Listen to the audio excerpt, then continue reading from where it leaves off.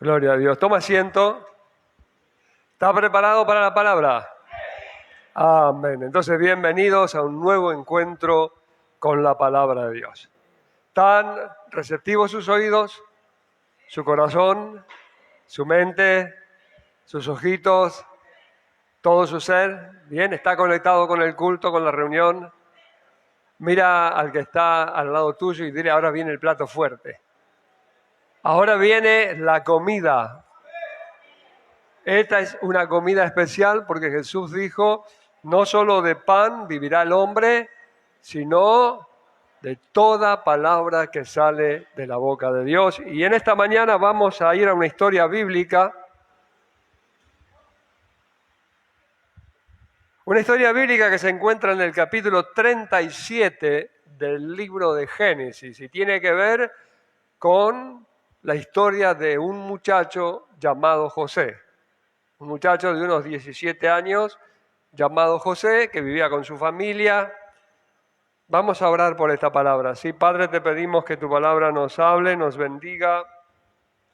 Señor, que a través de ella seamos edificados, todos los que estamos aquí reunidos en tu casa, y todos aquellos, Señor, que puedan oír tu mensaje allí donde se encuentren, donde estén.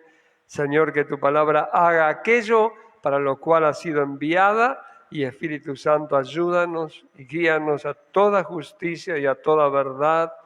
Y aún, Señor, cuando esta palabra se repita en distintos medios audiovisuales, Señor, que ella sea una palabra de cambio, de transformación, de renovación para todos aquellos que oigan con fe. En el nombre de Jesús te lo pedimos.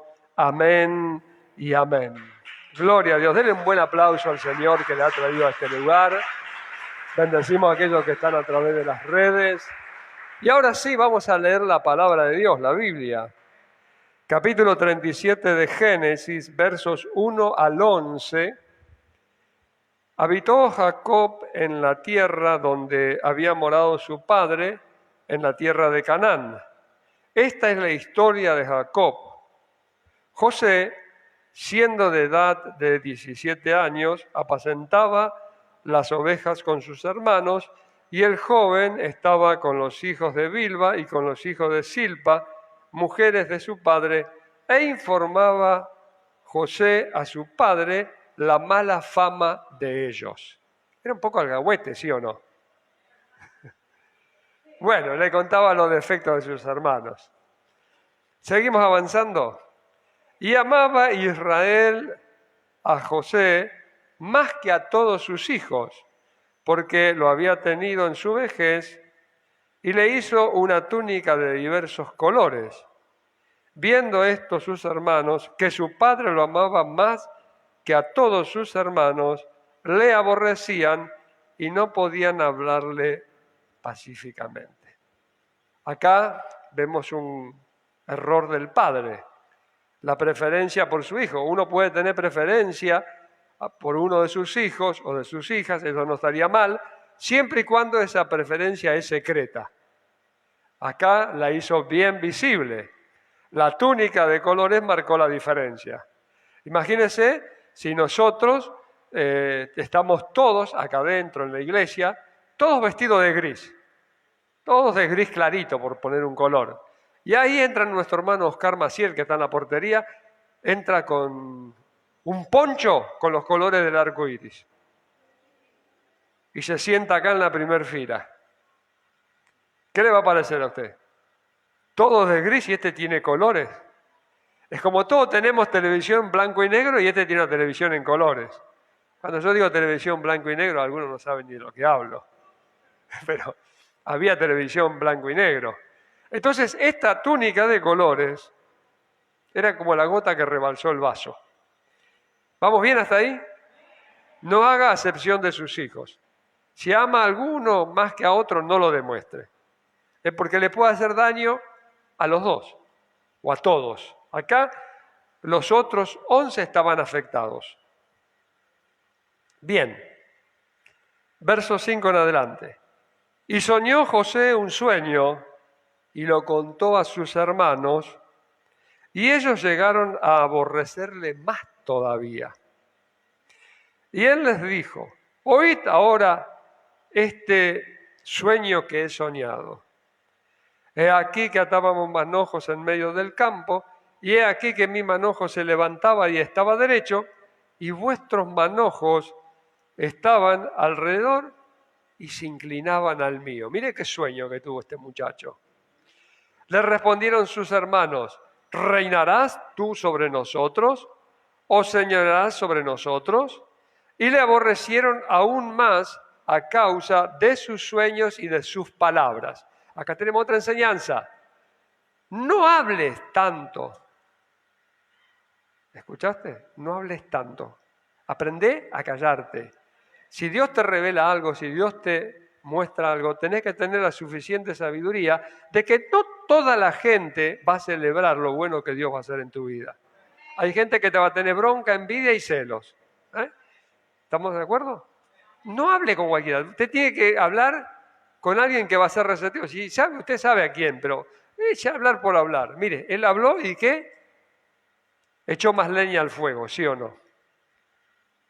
Y soñó aún otro sueño y lo contó a sus hermanos diciendo: he aquí que he soñado otro sueño, y he aquí que el sol y la luna y 11 estrellas se inclinaban a mí. El sol, la luna y 11 estrellas. Y lo contó a su padre y a sus hermanos, y el padre le respondió y le dijo: ¿qué sueño es este que soñaste? ¿Acaso vendremos yo y tu madre y tus hermanos a postrarnos en tierra ante ti? Y sus hermanos le tenían envidia, mas su padre meditaba en esto. Me parece que el muchachito tenía muchos sueños. ¿Quién no ha tenido y quién no tiene sueños? La mayoría de nosotros, desde nuestra juventud, empezamos a tener sueños. Soñar con lo que queremos ser, con lo que queremos lograr, a dónde queremos llegar. Esto es parte de nuestro, con quién casarme, con quién formar una familia, si formarla, si no formarla, cuántos hijos tener, carrera, profesión, negocio. Hay un montón de padres que sueñan que sus hijos van a ser como Lionel y los mandan a jugar, antes que sea como Maradona, ahora que sea como Lionel, bueno, y los mandan a las escuelitas y los chicos se entusiasman con esto y los jóvenes también.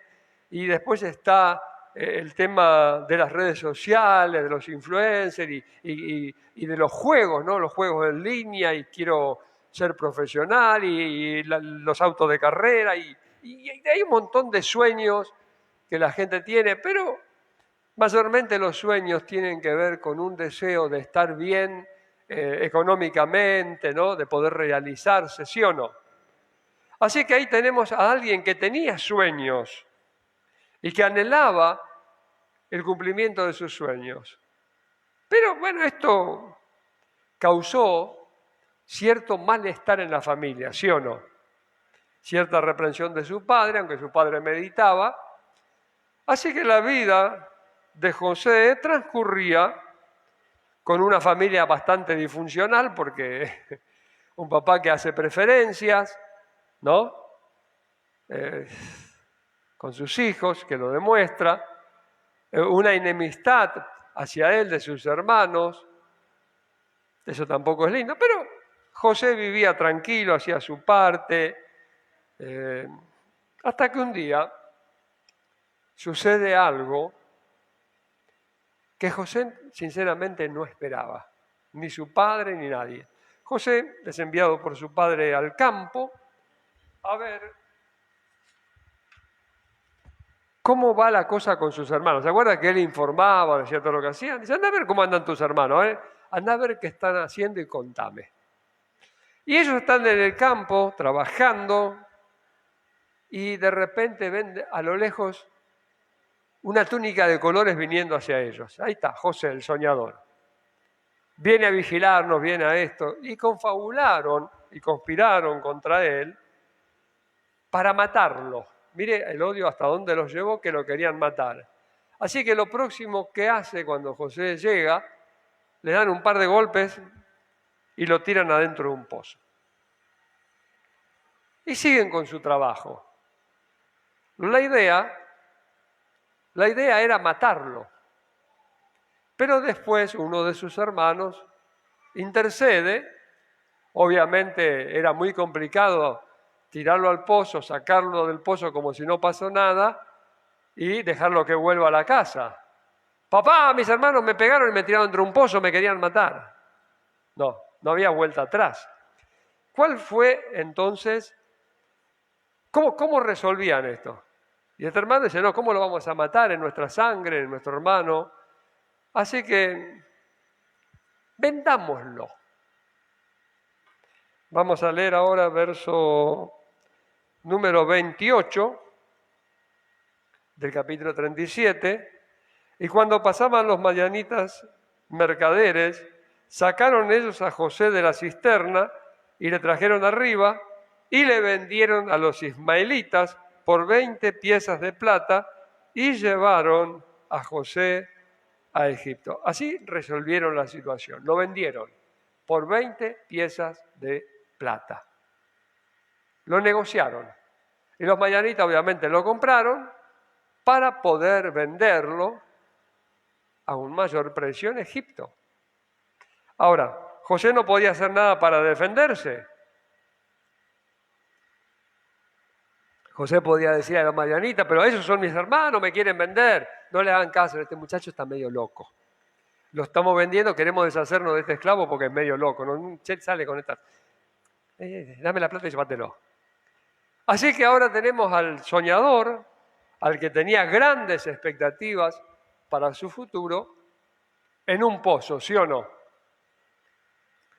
Y adentro del pozo, imagínense a José adentro del pozo, el tiempo que estuvo adentro del pozo durante ese día, pensando, ya se le va a pasar, ya me van a sacar, bueno, voy a orar a Dios, voy a esperar, ya se le va a pasar, a lo mejor es una broma pesada, mis hermanos son así. Y cuando lo van a sacar del pozo, imagínense la cara de alegría de José, ¿sí o no? Contento José, me van a sacar del pozo, me están sacando del pozo, ya pasó, ya habrá salido hasta con una sonrisa. La sonrisa le duró poco, cuando se enteró que lo estaban negociando para vendérselo a los madianitas. Y acá hay otra enseñanza. A veces nosotros buscamos que el hombre nos saque del pozo. Y a veces el hombre te puede sacar de un pozo, ¿sí o no? Pero hay que ver si eso es lo mejor o no. Lo dejamos para después. Simplemente para meditarnos sobre esto, los hombres lo sacaron del pozo, pero ¿cómo sigue la historia? La historia sigue con José sin la túnica, semidesnudo, como esclavo llegando a Egipto y llevado por los madianistas al lugar de la subasta de los esclavos, donde es vendido y donde los madianitas hacen una diferencia, y el que lo compra es un tal Potifar, un capitán de la guardia de Faraón, un hombre importante, lo compra como siervo. Así que ahora es esclavo en la casa de Potifar, pero él halla gracia delante de Potifar porque Dios está con él. Esto es muy importante. Y Potifar le ve cualidades, habilidades a este joven y lo pone de mayordomo, como para que administre su casa. Le da un cargo importante. O sea, lo exalta dentro de su condición de siervo, pero pasado un tiempo, la mujer de Potifar le echa el ojo y quiere servicios sexuales con José, a lo cual él no está dispuesto. Porque José tiene una relación con Dios, es temeroso de Dios y sabe que el adulterio es pecado, que eso no agrada a Dios, y no está dispuesto a cometer ese pecado.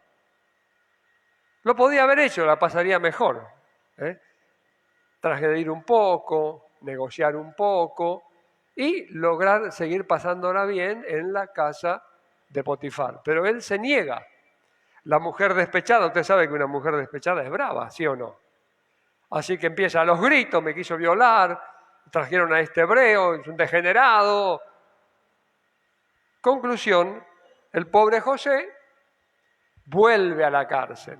Ahora está en otra cárcel. Salió del pozo para ir a una cárcel más cómoda como sería la casa de Potifar y ahora va a una celda. Porque Potifar, ofendido por todo lo que pasó, lo mete en la cárcel. Y ahí está en la cárcel. ¿Pero qué sucede en la cárcel? En la cárcel también haya gracia. Porque Dios está con él, diga, porque Dios está con él. Y entonces, allí hay una situación entre el copero del rey que fue mandado a la cárcel, el panadero del rey, y José, que está ahí, que tiene ese don de los sueños. Estos hombres sueñan, cada uno su sueño, José se los interpreta, a uno le dice el rey te va a restablecer en tu lugar y al otro dice te va a cortar la cabeza. Así sucede, pero antes que suceda, al que lo iba a restablecer, le dice cuando estés en tu lugar de vuelta, intercede con Faraón por mí, con el rey. Dile que estoy injustamente, dile quién soy, cuéntale mi historia, a ver si... Sí, quédate tranquilo. Pero salió, fue restaurado y se olvidó de José y se olvidó de contar y todo. Y José siguió en la cárcel. Hasta que Faraón tuvo unos sueños raros, extraños, que nadie le podía interpretar. Y Faraón estaba como loco porque dice, nadie me puede interpretar. Pero allí el copero se acordó y le dijo, conocí a un hombre en la cárcel que él interpreta y Dios está con él y hizo así y le profetizó al otro y a mí y se cumplió. ¿Y qué hizo Faraón? Dijo, tráiganmelo. Así que vuelven a sacar de la cárcel a José y ahora lo traen delante de Faraón y José le hace la interpretación de los sueños. Y mire lo que sucede después. Esto es Génesis 41, versos 37 al 40. El asunto pareció bien a Faraón y a sus siervos, o sea, el consejo que le había dado José para resolver la crisis que vendría, la hambruna relacionada con los sueños. Y dijo Faraón a sus siervos, ¿acaso hallaremos a otro hombre como este en quien esté el Espíritu de Dios? Y dijo Faraón a José, pues que Dios te ha hecho saber todo esto, no hay entendido ni sabio como tú. Tú estarás sobre mi casa y por tu palabra se gobernará todo mi pueblo. Solamente en el trono seré yo mayor que tú. Dale un aplauso a esta palabra.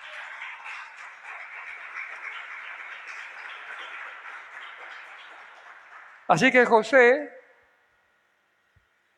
salió del pozo de la servidumbre de Potifar, del pozo de la cárcel, para convertirse en el segundo hombre en poder en el reino.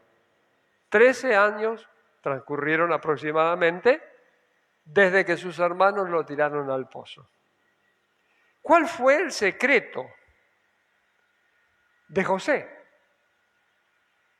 Porque claro, vemos en el comienzo a un muchacho con sueños, con visiones acerca de su futuro, con esperanza, con cosas lindas que él esperaba para su vida, para su adultez, para su madurez, para su vejez.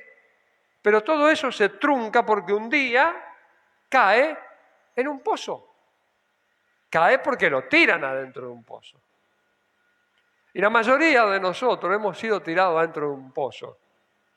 Y no por nuestros hermanos, no por nuestros amigos, sino por el diablo. ¿Le suena el nombre diablo? Satanás, enemigo, adversario. Él se encargó de tirarnos adentro de un pozo. De sea cual sea el pozo, en algún pozo nos tiró y nos dejó ahí para que nos pudramos.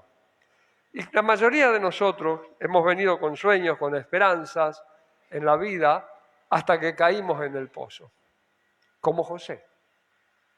Ahora, lo importante es qué sucede dentro del pozo. ¿Cómo transcurre la vida dentro del pozo? Porque una cosa es que tu vida transcurra dentro de un pozo sin Dios y otra cosa es que transcurra tu vida dentro del pozo con Dios. Esta es la gran diferencia. El tema no pasa por estar en el pozo, sino quién está contigo en el pozo. Dale un aplauso al Señor. ¿Quién es tu ayudador? ¿Quién es tu amigo? ¿En quién estás confiando? ¿En quién estás esperando? Y José tenía su esperanza puesta en Dios. Entonces, ¿cuál fue el secreto de José? José no se rindió. Alguien diga, José no se rindió. Pastor, ¿en qué no se rindió José? José no se rindió en su relación con Dios. Amén, ¿vamos entendiendo esto? Estaba en el pozo, pero su relación con Dios continuaba intacta. Si esa relación con Dios se hubiese roto en el pozo, si José hubiera rechazado a Dios, si hubiera dado la espalda a Dios, hubiera dicho, no me interesa más nada contigo, porque al final yo que siempre hice lo bueno, que fui recto, que guardé los mandamientos, que me preocupé por conocerte, me metiste en este pozo, mirá lo que me hicieron, ahora no quiero saber más nada. Muchos de los cristianos suelen reaccionar cuando están en el pozo, no voy más a la iglesia. Eso no es que rompe la relación con la iglesia, rompe la relación con Dios. No me congrego más, no voy más a la iglesia, no me interesa nada, no oro, no. ¿Para qué voy a orar? ¿Para qué voy a ayunar? ¿Para qué voy a leer la Biblia? ¿Para qué me voy a congregar? ¿Para qué voy a ir a la iglesia? ¿Para qué? ¿Para qué? Si estoy en el pozo. Pero José está en el pozo y no rompe su relación. Porque si hubiera roto la relación, cuando la mujer de Potifar le pide los favores sexuales, José hubiera dicho, ok, baby, hagámoslo, ¿sí o no? Y la voy a pasar mejor. Y voy a tener el favor de la mujer de Potifar y la influencia de la mujer de Potifar y seguramente en un par de años la voy a convencer y ella le va a decir al marido y lo va a convencer para que me haga un hombre libre y me contraten como un hombre libre y yo siga en esta casa y sea libre y haga lo que quiera. Pero José no había roto su relación con Dios y entonces le dijo, no podemos y salió corriendo, ¿sí o no? Dale un aplauso al Señor. Entonces José no se rindió en su relación con Dios. Porque la cuestión es que estás en el pozo y a veces dice, no, pero me va a sacar el hombre. El hombre te va a sacar y te va a sacar una sonrisa, pero no es duradero. Porque todavía estás confiando en el hombre. Y la Biblia dice, maldito el hombre que confía en el hombre y pone carne de su brazo por el hombre. Nuestra confianza tiene que estar puesta en Dios. Amén. Eso no significa que no confíes en tus amigos, en tu familia o en alguna persona especial. No, sí, podés confiar, claro que sí. Pero tu confianza tiene que estar puesta en el Dios de tu salvación. Alguien diga gloria a Dios en esta mañana. Así que José pasó todos esos años duros, difíciles, injustos, privado de su libertad, incómodo, pero siempre confiando y esperando en Dios, siempre con su esperanza puesta en Dios. ¿Y sabe qué? Un día Dios lo hace libre y Dios lo levanta y Dios lo lleva a un lugar donde él no se imaginaba, porque su sueño era en su casa. Ahora, lo cual obviamente no tenía que haber sido así, porque generalmente el primogénito es el que hereda, ¿sí o no? Y él era el anteúltimo. Él era hijo de Raquel y tenía un hermanito menor que era Benjamín, pero él no era el candidato para ser el sucesor, el patriarca. En todo caso, sería su hermano mayor. Pero Dios tenía planes para José. Dios tiene planes para tu vida, ¿sí o no? Hablamos los otros días que Dios tiene un propósito para tu vida. Tú no lo sabes, pero ¿sabes cuándo vas a conocer el propósito? El día que Dios te saque del pozo y te ponga en el lugar donde Dios quiere que estés. Alguien diga, gloria a Dios. Pero pastor, yo no estoy en un pozo. Quizás no estás en un pozo, quizás estás en una meseta, en un desierto, no sé dónde estarás. pero seguramente en muchas situaciones estamos muy lejos de donde nosotros anhelábamos llegar. Pero los pensamientos y los planes de Dios son mejores que nuestros planes. Aunque esto nos cuesta entender, porque uno puede llegar a entender esto solamente después de haber salido del pozo y estar en el lugar que Dios quiere que estés. Ahí es donde te paras. Y entonces, ahí José, ¿qué hace? Segundo de Faraón, bueno, Dios me sacó del pozo.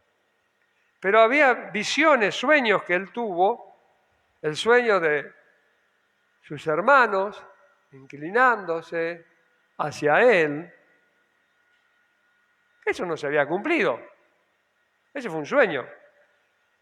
Sin embargo, José comienza una nueva vida en ese lugar, como segundo de Faraón, administrando el reino y preparando a la nación y al reino para pasar la crisis.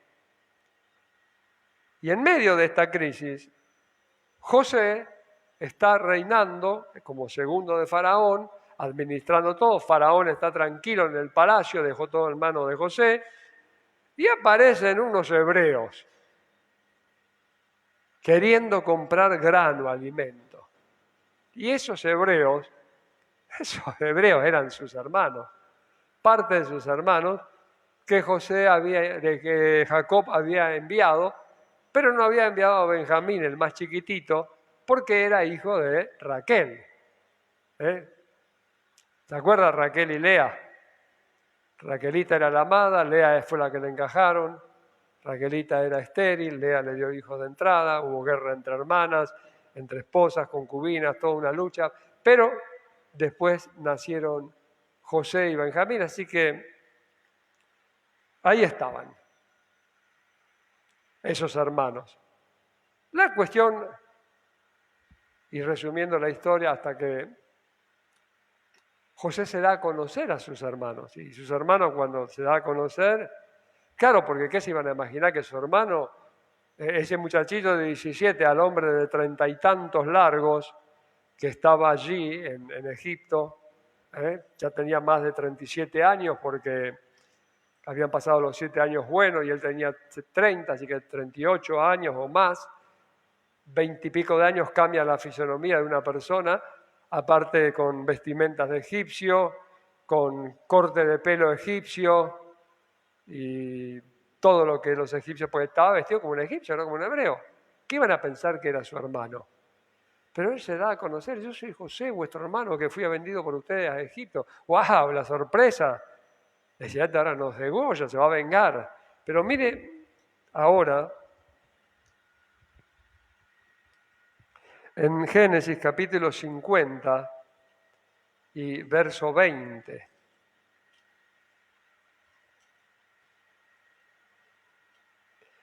Lo que dice José.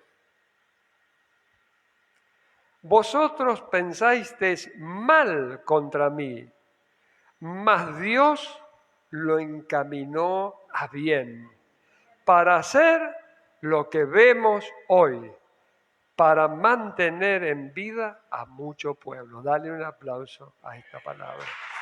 Vosotros pensasteis mal contra mí, mas Dios lo encaminó a bien. Ahora José mira para atrás, 17 años adentro de un pozo, golpeado y tirado por sus hermanos, adentro de una cisterna, 17 años, 38 años, unos 20, 21 años después, mira toda la historia desde el pozo al lugar donde él está, frente a sus hermanos, y dice, esto es lo que hizo Dios. Ustedes pensaron mal, hacerme mal, sin embargo Dios lo cambió a bien. Dios intervino. Yo quiero decirte algo de parte de Dios en esta mañana, a vos que estás en este lugar y vos que nos estás viendo en el vivo o en el diferido. No importa la situación, no importa el mal que la gente te está haciendo o te hizo. Si estás en las manos de Dios, Dios tornará a eso para bien. A veces no nos cuesta entender, pero pastor, ¿por qué si Dios es amor me dejó pasar por esto, me dejó sufrir esto? ¿Por qué me pasó esto, el otro, aquello? Dios lo permitió porque en ese proceso Dios nos moldea, nos capacita, nos enseña y nos prepara para aquello que Dios quiere hacer con cada uno de nosotros. Dale un buen aplauso al Señor. Sea lo que sea, Dios está trabajando. No te rindas. José no se rindió ante la adversidad, no se rindió, siguió perseverando. Hoy en día muchos cristianos a la primera adversidad, al primer viento contrario, largan todo. Y luego, ¿qué fue lo que sucedió? Y como pastor he tenido que ministrar a muchas personas, no solamente hermanos y hermanas, me han pedido consejo líderes, pastores, mujeres de pastores, evangelistas. Durante muchos años, pastor, mire, ¿qué hago? ¿Qué no hago? ¿Cómo sigo? Y le he dado consejos, pero no consejos en mi carne, sino consejos por el Espíritu de Dios. Porque Dios nos da don de sabiduría, es un don del Espíritu Santo. El don de sabiduría viene de Dios y cuando tú das una palabra de sabiduría, es Dios hablando a través de ti. Y es una palabra que viene de Dios y no busca su propio interés, viene de parte de Dios. Dios también te da a través del don de ciencia, de conocimiento para saber lo que está escondido. Dios también te da el don de discernimiento de espíritu para saber qué espíritu opera en una persona o en un lugar o sobre una situación. Estas son revelaciones. Dios también te da el don de fe. Y el don de fe es para que sucedan cosas sobrenaturales que Dios quiere que sucedan, pero necesita que alguien las hable con fe. ¿Y qué es lo que sucede? Por no quedarse en el lugar, por no permanecer, por no escuchar la voz de Dios. No, ya está, se terminó, basta para mí, yo no. El plan de Dios termina abortado. Los planes de Dios no se cumplen en la vida de esa persona. ¿Eso obstaculiza a Dios? Relativamente. ¿Quiere que se lo explique con la Biblia antes de orar por ustedes? El plan de Dios era llevar a ese pueblo que estaba por entrar en Egipto a la tierra prometida, ¿sí o no? Pero la promesa estaba, pero fíjese que ese pueblo se acomodó en Egipto y le iba muy bien. Entonces, ¿para qué nos vamos a mover? Si acá estamos progresando, mejor no podemos estar. Entonces, ¿Dios qué hace? Espera un tiempo, viene otra generación de reyes que no conocen a José, ni recuerdan de José, eso fue muy viejo, ni nos acordamos de todo lo que hizo. No, ya está. Y los empiezan a maltratar. Y después desesperados claman a Dios, ¿sí o no? Y Dios envía a Moisés para llevarlo a la tierra prometida. Y hasta ahí vamos bien. Pero ¿qué es lo que sucede? Se desaniman y dan marcha atrás. Frente a la tierra prometida y a punto de conquistarla, deciden retroceder, tienen miedo. Dudan de Dios. ¿Qué hace Dios? Den la vuelta, vamos de vuelta al desierto. Y los lleva al desierto. 40 años dando vuelta en el desierto, hasta que toda esa generación de mayores de 20 mueren en el desierto. Cuando todos estos mueren, todos los que quedan son aquellos que tenían 20 para abajo, que obviamente crecieron, engendraron hijos y nietos, tuvieron en el desierto, y esa es la generación que conquista la tierra con Josué. Retrasaron el plan de Dios, pero Dios hizo la obra con otra gente. Dale un aplauso al Señor. Dios siempre va a cumplir su propósito. Entonces la cuestión es si estamos dispuestos o no a pagar el precio de estar con Dios en el pozo, con Dios en el pozo, para cumplir el propósito de Dios. Este es el secreto. Mucha gente dice, no, yo no. A mí Cristo me hizo libre, me llamó a libertad, entonces acá hay lucha, acá hay reflexión. Cristiano que huye de una iglesia sirve para otra iglesia y para otro culto. Y dice la Biblia, si retrocederé no agradará a mi alma. Entonces hay gente que anda huyendo porque siente que está en un pozo y de repente alguien le tiende una mano de hombre, y mano de hombre te saca del pozo, mano de hombre te saca una sonrisa, pero mano de hombre después te confirma que no es duradera. Y te confirma eso que dice la palabra. Y porque confiaste en el hombre. Y te fuiste detrás del hombre. Y el hombre te sacó y el hombre te llevó. Pero yo quiero decirte en esta mañana de parte de Dios, más vale estar en el pozo con Dios que abrazado a un hombre impío, a una mujer impía, a alguien que no tiene el Espíritu de Dios, a alguien que no está en la voluntad de Dios. Más vale agarrarte del Señor. Sea cual sea el pozo, Señor, no te voy a dejar, no te voy a abandonar. Tú eres la razón de mi vida, tú eres mi salvador, tú me salvaste y si tú me tienes acá, Señor, yo confío que tú me sacarás del pozo. Alguien diga gloria a Dios, alguien diga Dios lo va a hacer. Él es mi libertador, Él es mi sanador, Él es mi pronto auxilio en las tribulaciones. Yo sé que Dios lo hará. Pero ¿cuándo vemos estas cosas? ¿Sabes cuándo vemos estas cosas? Cuando miramos para atrás.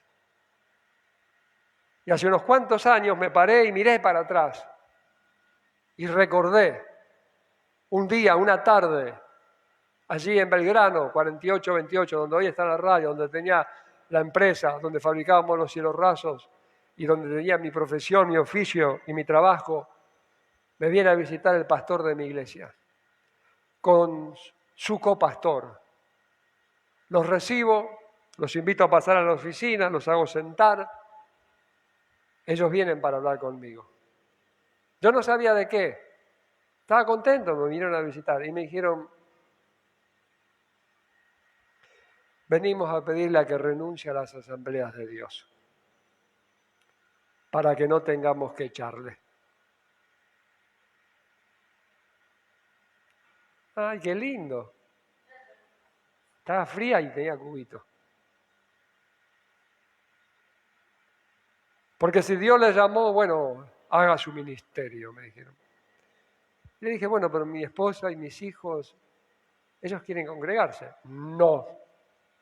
Ustedes vinieron como familia, son una familia, se tienen que ir todos. Wow. Dios me había llamado, pero bueno, Dios me había llamado nada más. Yo tenía que esperar, porque tenía nada más que un llamado. Era lo que Dios me dijo que iba a hacer conmigo.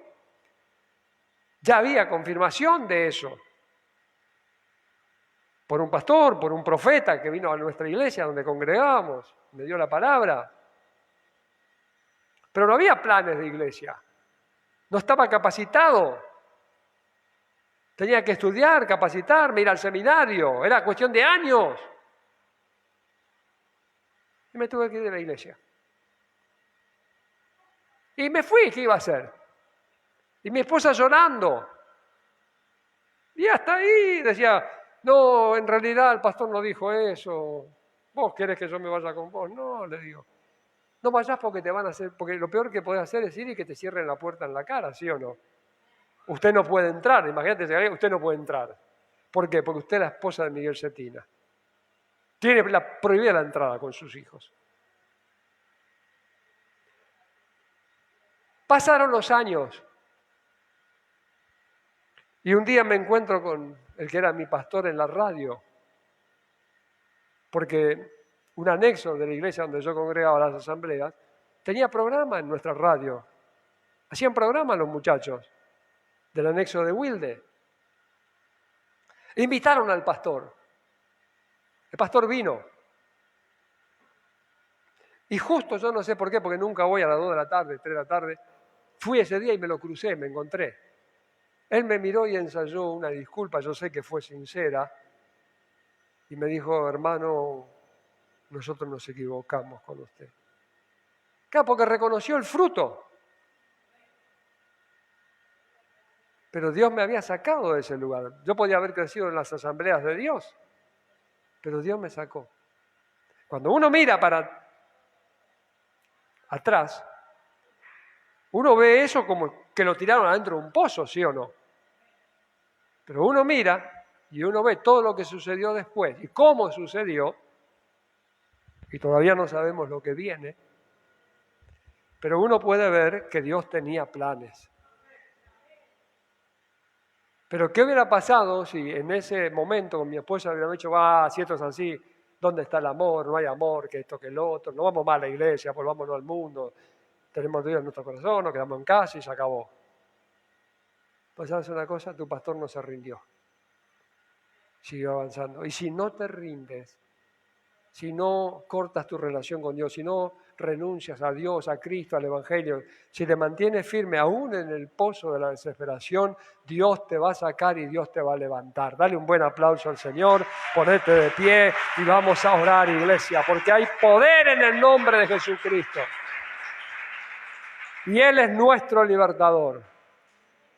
Padre, te damos gracias en esta mañana, Señor, por tu palabra, por tu favor, por tu gracia, por tu misericordia, por todas las cosas, Señor, aquellas que vemos y aquellas que nos vemos. Señor, oramos en esta mañana, Señor, para que todo aquel que ha venido a este lugar con luchas, con pruebas, con dificultades, Señor, pueda ser ministrado por tu poder. Señor, aquellos que están en un pozo de desesperación, de angustia, de soledad, de enfermedad, de tristeza, de dolor, Señor, ahora sea tu mano poderosa la que los toque en ese pozo, la que les diga, espera, confía, porque yo te secaré y te pondré en lugar alto. Yo le creo a tu palabra, Señor, y creo que lo que has hecho con José, lo vas a hacer con millones y millones y millones de los que creen, de los que confían y de los que esperan. Y Señor, que aquellos que en esta mañana pasen aquí al altar, sean ministrados por tu poder, Señor, sean llenos de tu poder, llenos de tu presencia, de tu gracia, de tu favor, de tu unción. Señor, se rompan las cadenas, se rompan las ligaduras. Señor, que esa confianza que se ha puesto en el hombre, ahora sea puesta en ti, como el único, el verdadero, el todo suficiente, salvador, ayudador, ministrador de nuestras almas. Señor, mira a aquellos que están con dolencias y con enfermedades, aquellos que están en opresión espiritual, aquellos que están, Señor, con problemas físicos, Dios mío, aquellos que tienen, Señor, problemas en sus finanzas, en su economía, que no pueden levantar cabeza. Oh, mueve tu mano poderosa en esta mañana, Señor. Rompe, Señor, con todo plan diabólico, con toda estrategia de las tinieblas. Señor, aquellos que son de doble ánimo, tócalos, cámbialos, transfórmalos, Dios mío, para que tengan un solo ánimo, una sola alma, una sola visión, una sola esperanza, una sola confianza, y esta sea puesta en ti. En el nombre poderoso de Jesucristo oramos por estas cosas, Señor. Y ahora quiero hacer un llamado al altar. Si estás allí, si tenés alguna necesidad, ven, corre aquí adelante. Vamos a orar por tu vida, vamos a orar por tu necesidad. Dios va a estar mostrando su gloria, Dios va a estar mostrando su poder. Para Dios no hay nada difícil, para Dios no hay nada imposible. Es el Dios que dijo, clama a mí y yo te voy a responder. Así que la invitación es esta mañana, ven al encuentro de tu Dios, ven al encuentro de tu Salvador, de tu Ayudador. Ven, acércate y dile, Señor, aquí estoy, te necesito de ti, de tu espíritu, de tu presencia. En vez de quejarte por estar en un pozo, en vez de buscar culpables, en vez de dar lugar al odio, al enojo, a la ira, a la murmuración, hacé como José, seguí alabando a Dios, seguí confiando a Dios, seguí esperando en Dios, porque Él va a traer liberación, porque Él va a traer libertad, gozo, paz, vida nueva, esperanza. Oh, hay poder en el nombre de Jesús, hay poder en la sangre de Jesús. Ven aquí al altar. Y vamos a orar por tu vida mientras nuestros hermanos ministran adoración. Este es el momento, esta es la oportunidad para decir al Señor, aquí estoy. Te necesito, Señor. Necesito de ti, de tu presencia, de tu Santo Espíritu.